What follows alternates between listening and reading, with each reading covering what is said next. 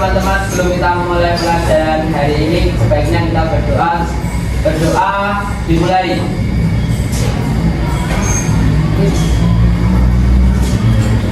Berdoa cukup.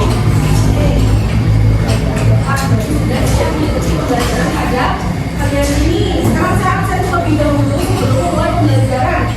Yang pertama Airin Rinka. Jadi yang sakit juga.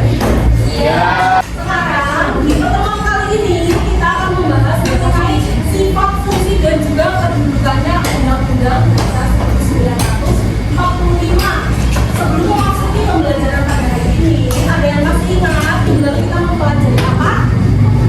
Ayo, bisa dibuka bukunya boleh. Mempelajari proses. Jadi proses. Terus apa? Proses terbentuknya undang-undang. Terus apa lagi? Kedudukan undang-undang juga kemarin dipelajari. Ada lagi bahwa pengesahannya undang-undang. Nah, kita lanjut ke materi terlebih dahulu. Ini udah ada definisinya undang-undang. Tapi menurut kalian, dari pandangan kalian, menurut kalian undang-undang itu apa sih? Gunanya untuk apa? Fungsinya apa sih adanya undang-undang di Indonesia? Yang mau berpendapat? Untuk mengatur, sebagai peraturan, Sebagai dasar hukum. sebagai dasar hukum, ada lagi? Ya. Nah, sekarang kita lanjut lagi. Menurut kalian, kenapa sebuah negara memerlukan hukum dasar? Kalau di Indonesia itu disebutnya undang-undang. Oh. Kalau kenapa sih menurut kalian sebuah negara itu memerlukan hukum dasar? Agar tidak goyah. Agar tidak goyah sebagai pedoman. Sekarang kita masuk ke materi yang pertama, yaitu mengenai sifatnya Undang-Undang Dasar Negara Republik Indonesia tahun 1945. Sifat yang pertama yaitu singkat, yang kedua supel atau luas.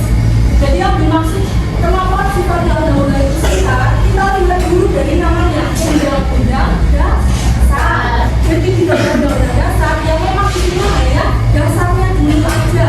Pokok-pokoknya dulu saja. Makanya sifat undang-undang disebut singkat.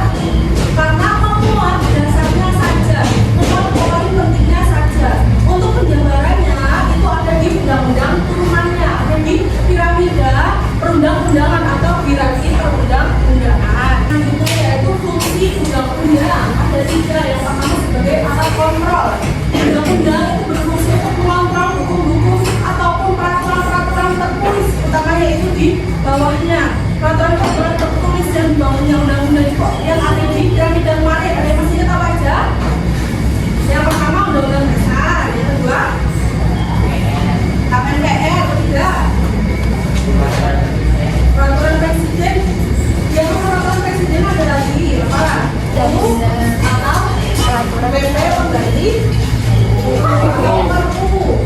Terus ada lagi peraturan pemerintah. Di bawahnya lagi ada lagi peraturan daerah.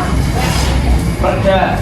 Peraturan presiden dulu. Terus ada perda daerah, ada provinsi, Terus terakhir di perda kabupaten kota. Nah, peraturan-peraturan di bawah undang-undang tadi itu merupakan penjabaran dari peraturan yang ada dalam undang-undang dasar.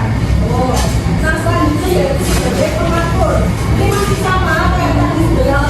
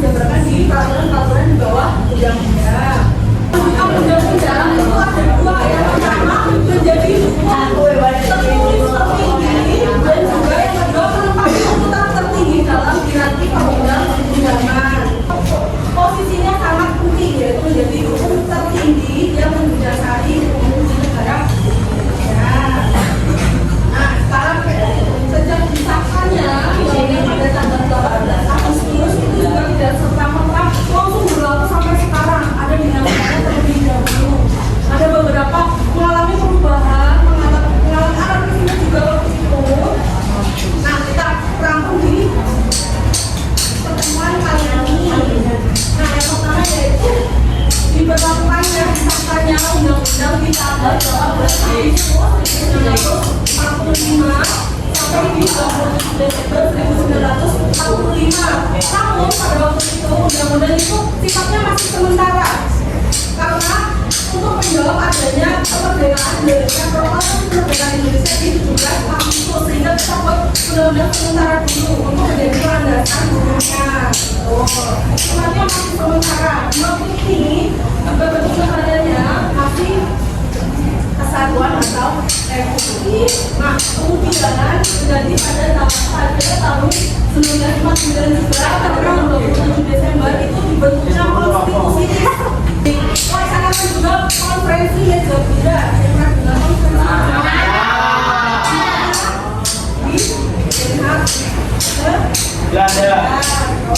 setuju atas kedaulatannya asalkan Indonesia mengubah bentuk negaranya menjadi serikat, sehingga pada waktu itu dihasilkan kesepakatan Indonesia setuju untuk berganti bentuk negara menjadi serikat, sehingga undang-undangnya juga berganti menjadi konstitusi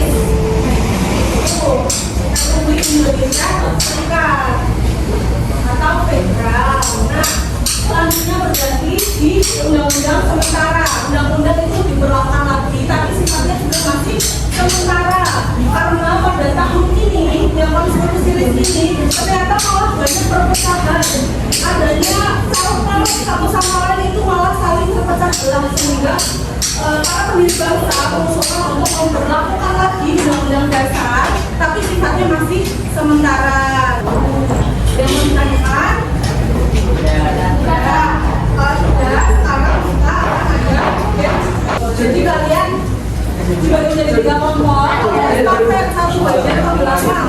Kalau misalnya berhasil berdiri, dipercayakan membuka pertanyaan. Kalau benar mendapatkan 1 poin, kalau salah sudah kekurangan berapa?